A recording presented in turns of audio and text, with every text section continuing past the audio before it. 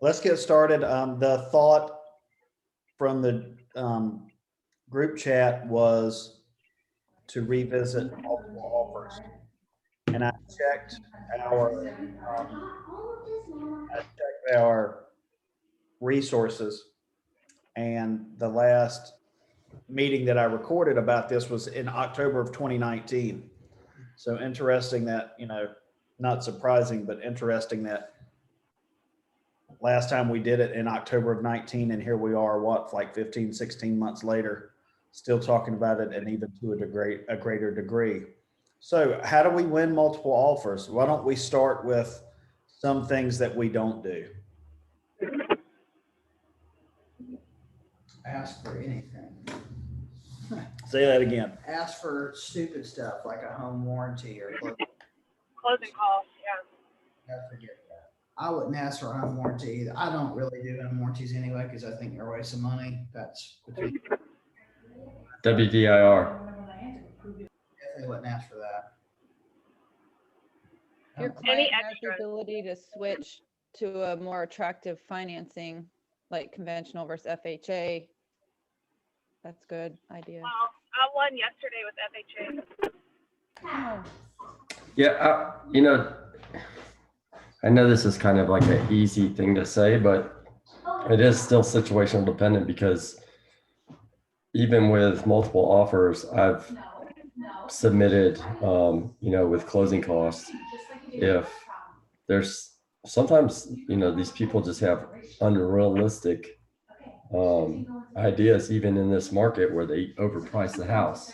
So, I've submitted an offer before and it had closing, asking for closing costs. And at first they're like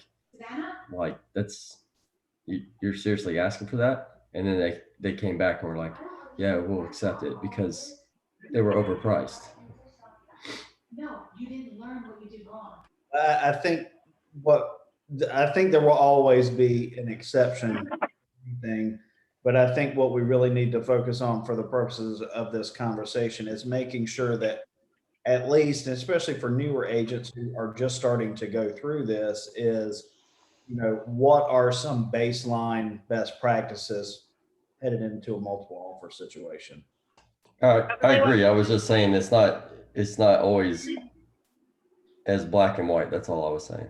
And part of that, Nate, because you're absolutely correct, is understanding that, the best offer is in the eyes of the seller, not in everybody else's eyes, right? Because it's about what works best for them. Just because, I think we've all seen offers where maybe you think you had the best financing type, or somebody was willing to pay the most money or the most due diligence amount, but maybe they couldn't meet the closing date. And the closing date was the most important thing for the seller. Or just switch that around to any of those other items for what was most important. I'm sure that, offers get accepted. Maybe it's not necessarily the highest price, but the due diligence was the highest because the seller wanted that certainty more than anything else. That's why I lost yesterday. They said the winning offer had a ridiculous amount of due diligence. Can you define ridiculous amount? He didn't give me a number, but we offered $3,000 on a $300,000 house. So I assumed my assumption would be in the tens. Well, I know, for example, Charles lost one yesterday. It was all cash, $10,000 over, and $12,000 in due diligence, and he lost. Holy crap. Jesus. And so the thing is, you have to use examples like that with your clients to set expectations for how really crazy and unknown multiple offers are, because no one ever knows or should even try to speculate what another offer is going to be. Yep. And I think reaching out to the list agent and saying, hey, what does your seller need to get this deal done? Like, what does he need to make this comfortable for him? I think that's one of the best things you can do. I know it may seem uncomfortable and it may seem crazy, but sometimes it's what it takes to get the house for your client. And in a market like this, you have to get uncomfortable to get what your client wants. I mean, I think that's a good point. Make sure that you're talking to the list agent and take the elephant out of the room. We all know what this market is like right now. Okay. My buyers are serious. Can you tell me what it would take to get an offer? I will see if I can get that for your seller. Well, the last time I've done that for the last 2 multiple offer situations I've been in, their answer is, I don't know. Well, yeah, I mean, Yeah. like everything we talk about, Yeah. that doesn't mean you're going to get the answer you want, Right. but you're probably not going to get the answer if you don't ask the question. Yeah. Right. So The worst that they can do is say, Yeah. I don't know, or no, or Yeah. that's the worst thing they can do. That's what I always tell my clients. Well, what if we ask for this? Well, the worst thing they're going to do is say no and take another offer. Obviously, if we're in multiple offers, it's a little different, but it's the same thing with asking an agent, how can we get this deal done? The worst thing they're going to do is say no, or Yeah. I don't know, or not help you. Right. Probably I not going to think, if you don't ask. So the thing is, make sure that be like, hey, perfect scenario. You got a blank check. Realistically, how would your seller fill out the offer if I sent it to you blank? Seriously. I think that's funny, but I've seen a meme like that, and not to make light of the situation, but it's like, hey, look, my buyer's trying to make something happen. We can't make anything happen. Here's a blank offer. How would you fill it out? Well, What's the worst they can say? No. thank you. I mean, if they say no, you're probably not going to get it anyway. So what's the hurt in asking? Just trying to be creative, because we're all tired of, banging our head against the wall. Speaking Yeah, of being creative, sorry, Nate, go ahead. no, I was just gonna say, like, I agree with that strategy too. But the one thing I'd add is I think the best way to try to win in multiple offers is to not get into multiple offers. Yep. So talk to your clients ahead of time and say, hey, like, if you like this house that much, and I joke about it, but it's there's some truth to it. I try to show homes on Mondays and Tuesdays just because there's less traffic. Yeah. So Idea. and then, coupling, like, if you're calling the agent after you see a house on Monday, for example, and you say, hey, if we were to write you the dream offer to shut everybody else down so they don't do any showings on this or for this weekend, what would it look like?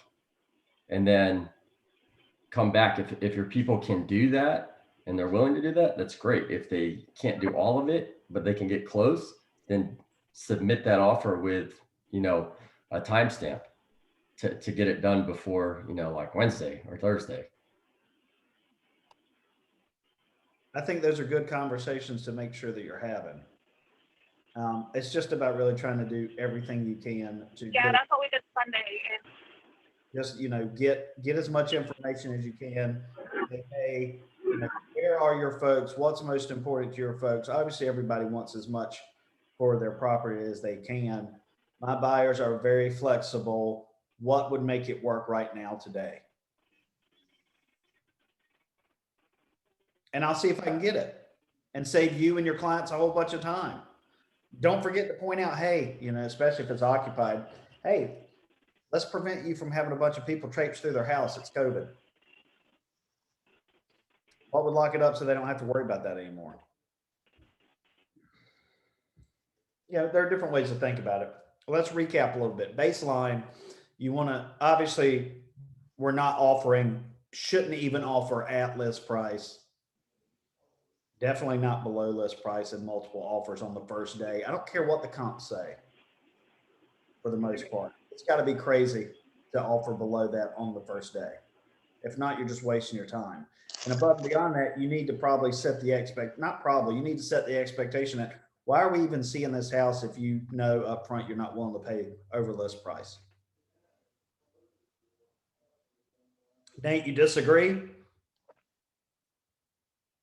So in your market, I would say that's 100% true. But what you have to remember here is we're a lot of VA. So I think a lot of the multiple offers aren't going to be so much over because they know it's going to be tidewater, or and people aren't going to come out of their pocket to pay. So I think you have to be more creative in how you structure the offers. Again, with the due diligence. And yes, I don't think I would just say like a good strategy here would be, high due diligence, not asking for anything, closing costs or home warranties or any stupid stuff. And that's about it. I mean, if you're trying to get it, because everybody has, for the most part, is in the same situation. And I'm talking really just around Camp Lejeune, but that's a lot of our business. So I'm speaking, I don't think there's a lot of military that are willing to go over because they're tied to a housing allowance. Yeah. Well, I think part of it depends on, how well we know our clients, and hopefully we know them very well. If you know that Nate, you'll have to excuse me because I'm not very educated on it, but if you've got someone who's relatively entry level or not too far along into a military career, they probably don't have the funds to make up the difference. You know that going in. I think the strategy that you just outlined is the best way to go about it, right? Everything should be realistic. At the same time, if you're looking with someone who, is retiring from New Jersey and they're downsizing, and they told you what they sold their house for and they're sitting on a pile of cash, then do the other, right? We're going for broke, right? We're going to go 10 grand and knock this thing out now, right? Other people down here, majority of people down here cannot compete with that. Let's go for it and see what happens. So I do think you're right. I think it all goes back to knowing. That's why it's so important to develop these relationships with these clients and ask questions and remember what they say and listen to them, because that's going to help you put them in the best situation to protect their finances and help them win a house. You're exactly right, Nate. If you have a client, they can't make up a difference on an appraisal, why would you even write it for 8 grand over the list price if you're already questioning the list price? You can't do that. It's a waste of everyone's time.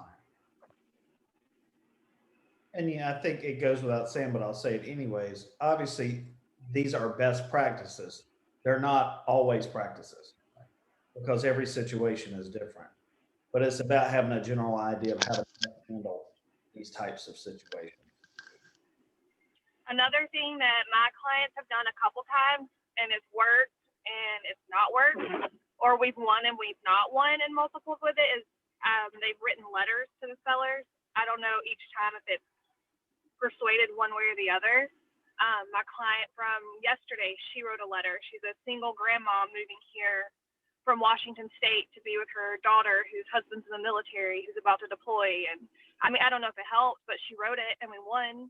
So sometimes little extra things like that, it could be what tips it one way or the other. Yeah, I don't think it can hurt.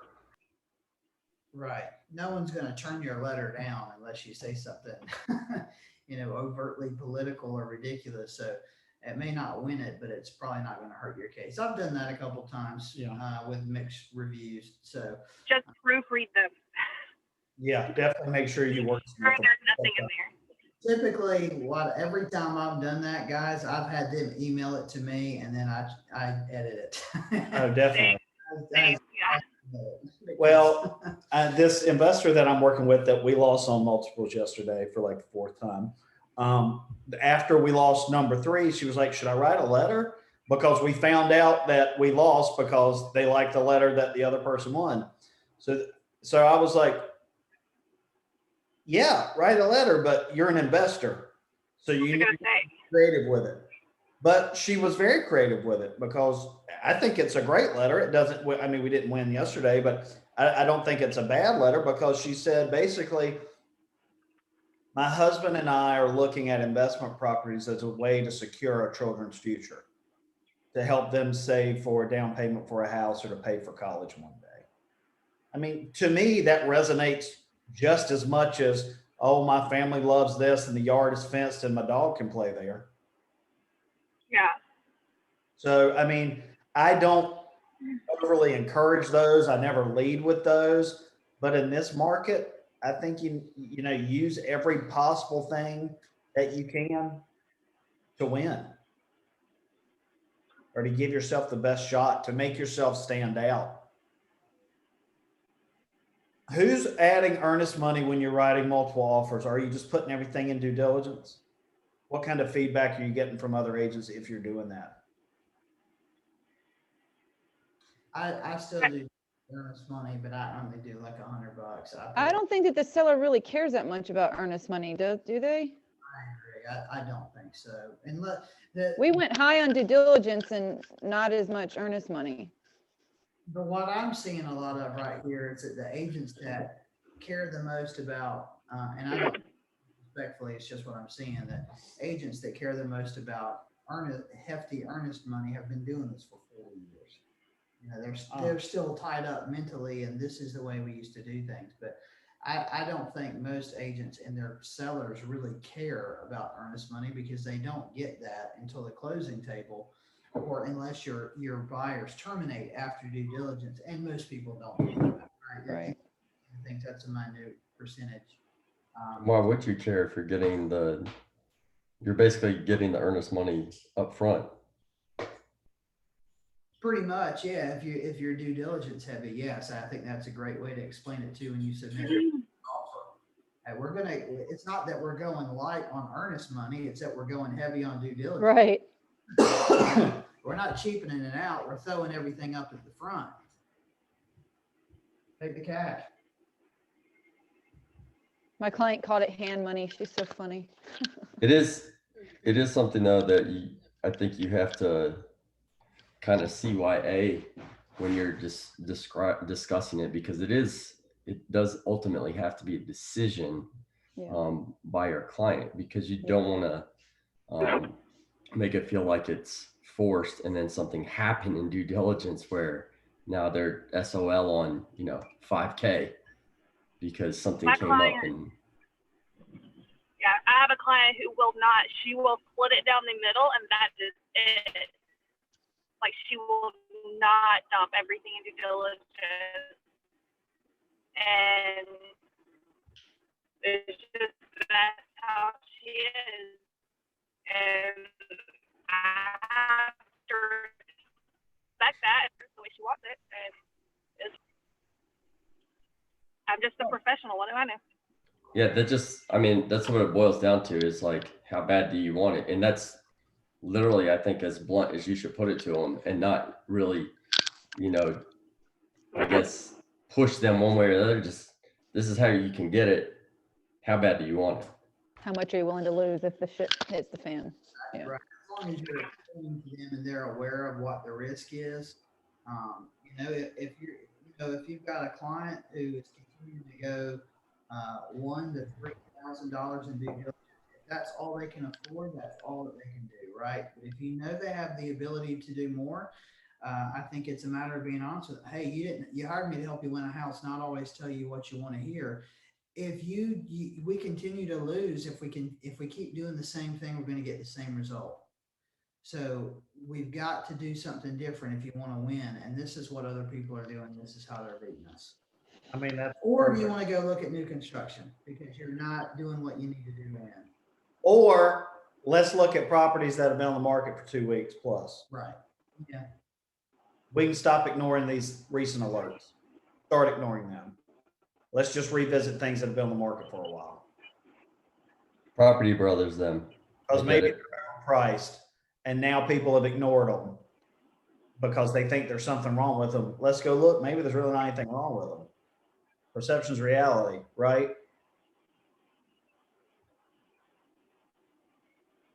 Yeah, that's what just happened with my last contract. Like, they had overlooked the house, and we kept looking at these houses that they thought they wanted, and just from the hip, I was like, pulled up the app. This one's close by, checks all the boxes. Let's go take a look at it. Well, we looked at it. It's in the neighborhood. We're not really looking for a HOA, but it was, big yard in a small HOA, and they took it. Figure out a solution. Yeah, it's help them overcome their own objection that really wasn't that much of an objection. It's difficult to do that. And I think, Felicia, to your point about your client refuses to split up the due diligence and earnest money, which is so stupid and completely against the mission. I know you're not telling them to do that, and we all have clients sometimes where there is no script or magic pill that is going to get everyone you work with to do what you want them to do. That there's nothing right. We talk about controlling what we can control. You cannot control that. Some people just are stubborn or don't get it or think they know better. The only thing I think you can do in that situation is to continue to be honest with them and help them as best as you can while being professional. And I know that you're doing that. That's frustrating. For She's under contract, but it was tough when she wasn't. sure. Yeah. Well, see, you clearly got her there. You Yeah. continue to have the conversation. So it's clearly doable with somebody that has that mindset. The thing is, I loved your script.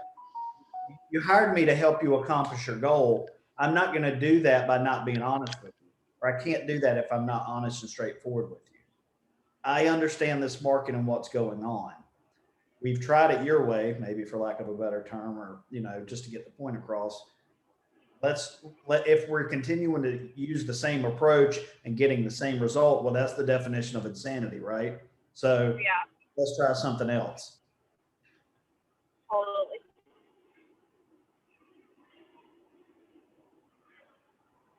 What else?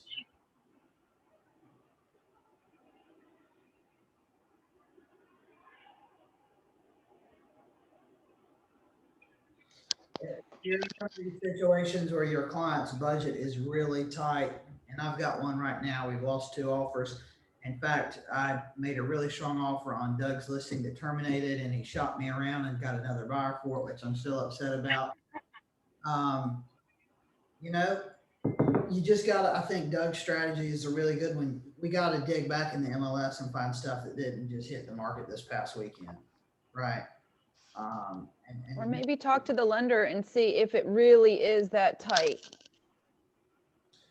Well, you're right. That's a good point on the financial end. But in a position like what Nate was talking about earlier, or what Meredith's dealing with right now, and what I'm dealing with right now with this specific client, she doesn't have 12 grand in the Oh, bank you're talking about the upfront cash. I got you.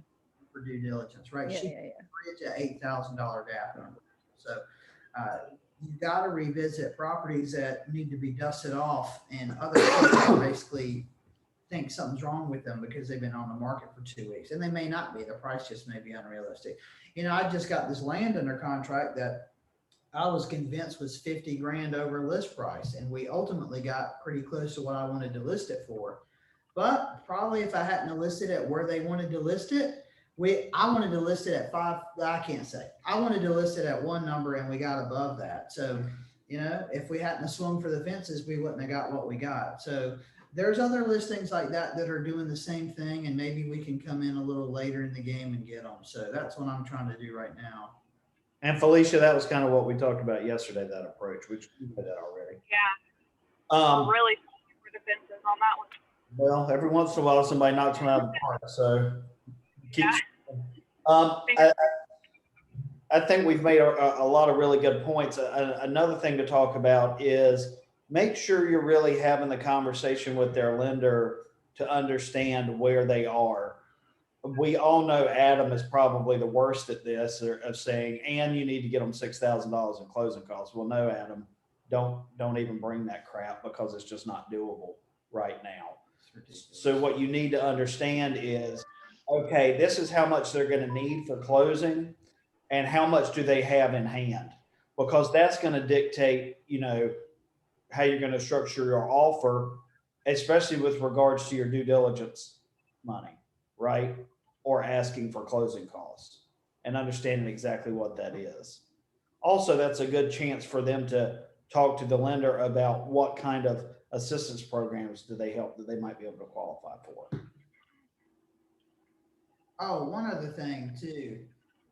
In multiple offers, talk to your lender for that buyer and find out what is the absolute fastest you can close. Like, is it possible to close this thing in 28 days? Is it possible to close this in 30?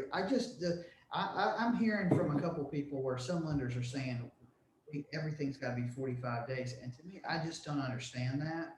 Most deals are still up here, at least, are closing in 30 days. I mean, I just don't, that doesn't equate to me. If other lenders are closing in 30 days, why can't you? And maybe that's a separate conversation that we can have together. But ask them, why is it taking you 45 days to close this thing when everyone else putting an offer in on the house can close in 30? I talked to a lender that, it's not one of our preferred lenders, but it's a lender that my buyers used. And she said they've got a relationship with an appraisal company where they're paying them more money to get the appraisals faster so that they can close quicker. Yeah, I mean, that's a benefit to those clients. There's no question about it. I mean, if you Like go, 600 instead of 550. I think that the thing is make sure you're not just assuming that closing has to happen within a certain amount of time. Because ideally, for any property you're writing an offer on, you're sending at least the MLS sheet to the lender so they can run pretty close numbers real quick. So they know what the taxes are. They can figure out an estimated insurance amount. So within probably a couple $100, how much they need for closing costs. And then you can do the math to extrapolate the rest out of it. Well, we know they've got this much in the bank. They're going to need this much for closing costs. If they offer Y amount in due diligence, that's going to count towards, they're going to get a credit for that towards their closing costs. They're putting X amount down or whatever. So you can figure out exactly how much cash they need and structure your offer the right way. At the same time, hey, look, what's the quickest you can get this done? right. Another question you can ask, which I just thought of, and I don't know why I haven't thought of this previously, is ask the lender, can we pay to expedite the appraisal? Yeah. Talk to your buyer about that. If your buyer can pay an extra $250, right? And it takes their closing window from 45 days to 30 days. Well, that's a hell of a much more attractive offer. Or will they do that? And explain to them why that's so important. I like that idea.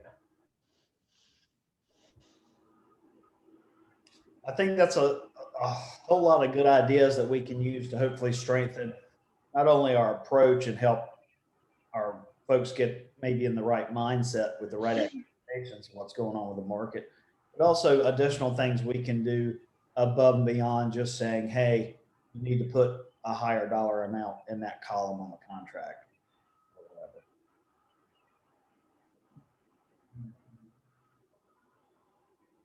Anything else or any other ideas anybody's used? Do you think it's Say that again, Felicia. do you think that never mind. Oh That'd be no, a stupid question. don't do that. Let's go. I want to hear it. Do you think that okay? Do you think that when you're in multiple offers like that, your client is willing to go 10,000 over? You can't comp it that high. You know they're willing to pay the difference in the appraisal. Do you think it's a leg up if you go ahead and send that appraisal addendum with your offer, or should you wait and have them ask for it? I think you absolutely do it on the front end if you've had the conversation with them, because here's why, Felicia, you might not get another chance. They may not come back to you like some list agents do and say, hey, I've asked every single agent this. Are your buyers willing to sign an appraisal addendum? Someone may have put that on a silver platter when they sent their offer, and they said, well, why would we even go back and ask? They're going to say that they're guarantee we'll pay 15 grand over appraisal if we have to. You know, not everybody does the back and forth and shop around. Some agents do and some agents don't. And honestly, it's really not our decision. It's supposed to be what our clients want to do. Some sellers, I'm sure you've had them before, they want to just take the first offer that they get that they think is the best one and get it over with. And some want a nickel and dime and make this thing fucking last all week. That would be so nice. I feel like here there is a lot of back and forth. That's just how it is here. So I feel like that's a really aggressive move for our market. And I feel like that would maybe like get you the deal right away. You know, I feel like it might be like a leg up and maybe something that if your client is willing to do it, why not freaking do it? Well, Especially if you keep losing. I agree. Yeah. I agree completely, Felicia, because here's another thing to think about. If you don't send that thing in and then they come back and they say, hey, we're asking all buyers, will they sign an appraisal addendum? Here's what I think some really good buyer agents would think. Clearly, we're in multiple offers. Clearly, everyone's going above list price if they're coming back asking everyone who submitted an offer if they'll sign an appraisal addendum. Maybe we need to increase what we've already offered and sign the appraisal addendum on top of that, right? So you could possibly circumvent that whole situation. It's not a guarantee. None of this shit's a guarantee, right? But you could possibly circumvent that a little bit by being a little more aggressive on the front end and putting the appraisal addendum in when you submit the offer. So you cancel Yeah, that I think conversation that- from the beginning. Yeah. I would Yeah, say, I think, go ahead, Felicia. no, go ahead. Well, I was just gonna say, I wouldn't assume that other agents even know that an appraisal addendum is a thing. Yeah. Felicia, in the past 2 or 3 weeks, I have talked to 3 or 4 agents on this team that have said they're dealing with another agent that has never heard of an appraisal addendum. Krista just had this. And I'll tell you. go I'll ahead. tell you, and I know me and Janine were in the same multiples yesterday. I'll tell you that agent called me yesterday and asked. He said, "We chose your offer. We want to work with you. Will your client sign something saying she'll pay over appraisal, whatever the difference in the appraisal?" Called her. She said, "Fine." He said, "Okay, just draw it up on a conditions addendum." I was like, "Wait, there's an appraisal addendum." He's like, "There is?" And I'm like, "Yeah, I'll just send you that." So, I mean, he didn't even know. I think So I feel like in this market, if you send something like that, that's already going to give you a leg up. right. I may be wrong about this, but I think it was Krista a couple weeks ago. The agent she was dealing with, she said, "My buyers will sign an appraisal addendum." I'm pretty sure this was Krista, but I could be wrong. And the listing agent was going to advise her sellers not to sign it because she had never heard of one before. Krista had to go back and be like, "Hey, dumbass, this is guaranteeing that we're going to pay you exactly what's on the OTP, regardless of where the appraisal comes in." It's a huge benefit to your clients. Get out of your own way. Right. A lot of agents don't have a resource like that, or they don't have an attorney that they're as close to that has prepared a document for them like that. So, I think if you lead with that, I think it definitely makes it stronger. 100%. It shows that you're really serious and that you've put more thought into it to the point that, this isn't a standard addendum. It's not provided by NCAR or whoever provides these. This is an attorney prepared thing that I got from one of our attorneys to use for instances like this. Now, at the same time, this is not done a whole lot in North Carolina. We have an escalation clause, which says, we are willing to pay $1,000 or whatever over the next highest offer up to X. Mm-hmm. Now, you're better served just to go ahead and offer that as your highest and best. But I can understand why you would use the other one. I think that is weaker than a highest and best, but it all depends on where your client's heads are. That's also in the attorney prepared docs. Yeah, my cousin's an agent in Maryland. She uses that a lot. I think that because you don't know what the other offers are, right? And I think in that situation, doesn't it protect them from going way too crazy high? Like if they were willing to do X, but really the highest offer is this, and so they're going 2,000 over that, or whatever it is. What it says is, we're willing to pay X above the highest offer. Right. You have to provide us evidence of that offer. Ah, okay. Yeah. Have a legitimate offer. Gotcha. Or you can just say, X over up to Y. We're willing to pay $2,000 over the highest list price or over the highest other offer up to $230,000. Right. But if you don't have a higher offer that's at 228,000, well, then it would be whatever is less than that. Right. So thanks for explaining that escalation clause, because I didn't really understand it, but and I know you guys have probably heard me in the past where I get a little skeptical, but I think that's also a good way to kind of find out if someone's BSing you, because I believe this wholeheartedly that there's agents out there that say they have offers and don't. All the time. And I know that, I've been in situations before where I'll call the agent straight up before I write the offer, try to, hey, my client's not interested in getting into multiples. We really want to try to make this work. What are they looking for? Well, I don't know. We've got a lot of showings today, and so you go around in circles. And so and then, 2 hours later, you're in multiple offers. And I mean, it is the market, but I agree with you, Nate. The land listing that I had, I submitted an offer. There were no offers on the table. And then surprise that night, the next morning, there were multiple offers. So Well, that I can kind of understand though, Janine. I mean, Yeah. the thing is like, if it's really up to your client as a listing agent. So, if they know they have 5 showings the next day, Yeah, they're gonna wait. I'm not going to hold it against them that Yeah, for sure. they're going to do it. For sure. So a couple things like that. When I'm really serious on a house, I'll pull it back up in showing time and see if I can ascertain if other stuff is booked, right? And Nate does that all the time. I just, that's a way I can kind of call someone's bluff, but not really. But the other thing, guys, is it is a little bit dangerous when you say, well, they say they have other offers, but there's no way they don't. Because the one time you assume that and your client loses over that because you thought you were the smartest egg in the room, you're going to feel like shit, especially if it's someone you've been writing and losing for. And you just never know. This house, like I told you, I just submitted an offer on vacation for Doug's listing. This house was on the market for 2 weeks and the buyer terminated 3 days before closing. And so I thought it was going to be a cakewalk. And we submitted an offer. And next thing you know, he's got 4? I mean, it was just, and the house sat there with nobody paying attention to it. Crazy. Yeah. All it takes is one person who's serious. And the problem that we're having right now in this market is so many people are just like we are, who are writing offers that are losing homes, right? Those people are still looking. So the minute something pops back up, now you've got all new people and people. Desperation game. Yeah. Absolutely right. Absolutely. Just to reinforce the whole, don't assume, and I get it because I've been in that situation before and know that feeling. At the same time, we looked at a house this week that had been on the market 186 days. And when the agent sent some disclosures over, she said, oh, by the way, we have an offer. And sure as shit, the next day they accepted another offer. I always tell my clients, if you like a house and it's been sitting there, I just have to walk in it and there will be multiple offers. Yeah. That's how it is. I will walk in it and there will be multiple offers. That's hilarious. That's how it is.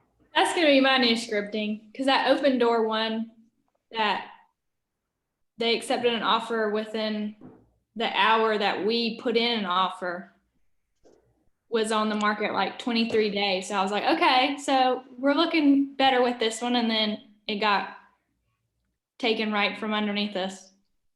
Well, Sunday I was standing in a house showing it, and I refreshed my MLS to look at something to tell her what it was, like the age of the HVAC or something. And as I refreshed it, it said pending as we were standing in the living room. Ooh.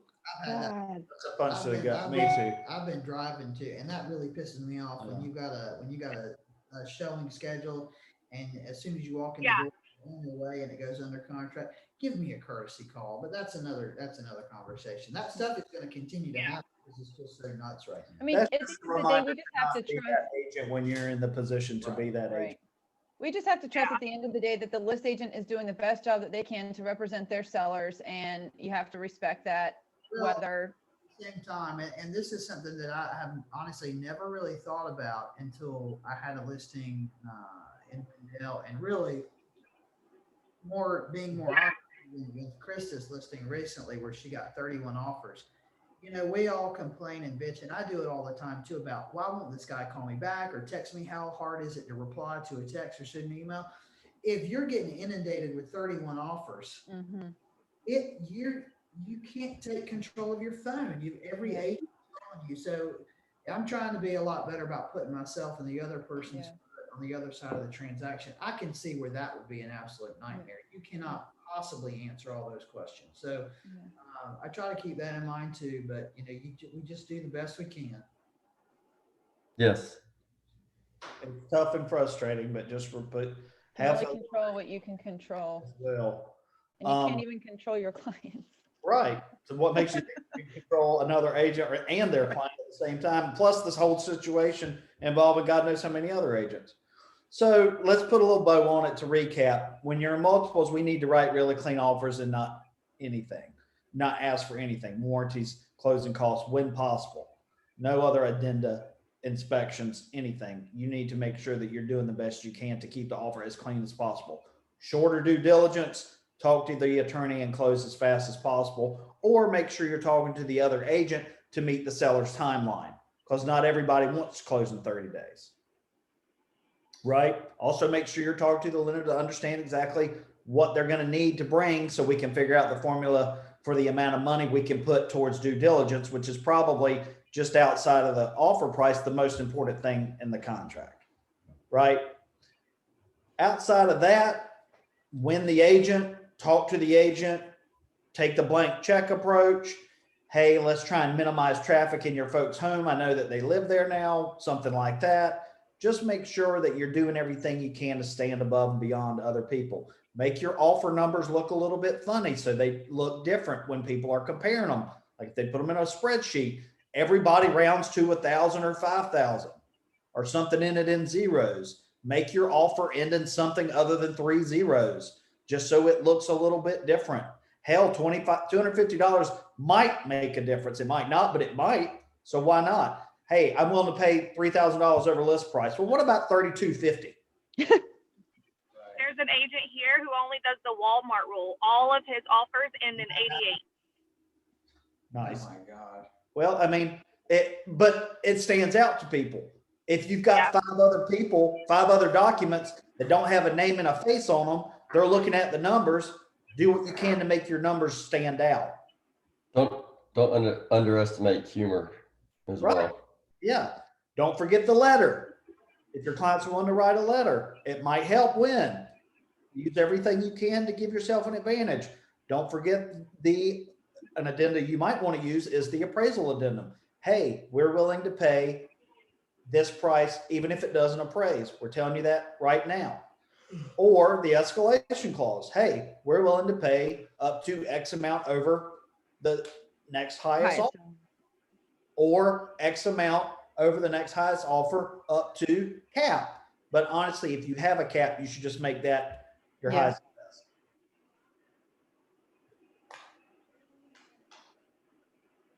I think that's a good point to wrap it up. I think there's some other things in here that maybe we can extrapolate and talk about in further discussions, but I think that's a pretty good place to leave it for today. Hope Y'all that- go get some listings. Okay, you guys go have a fantastic day. I'll be talking to some of you shortly, and I'll see you again on Thursday. Thank Thanks, you. Hey, everybody. Doug, See ya. Doug, Yeah. I have a appointment at 11, so can we do my call before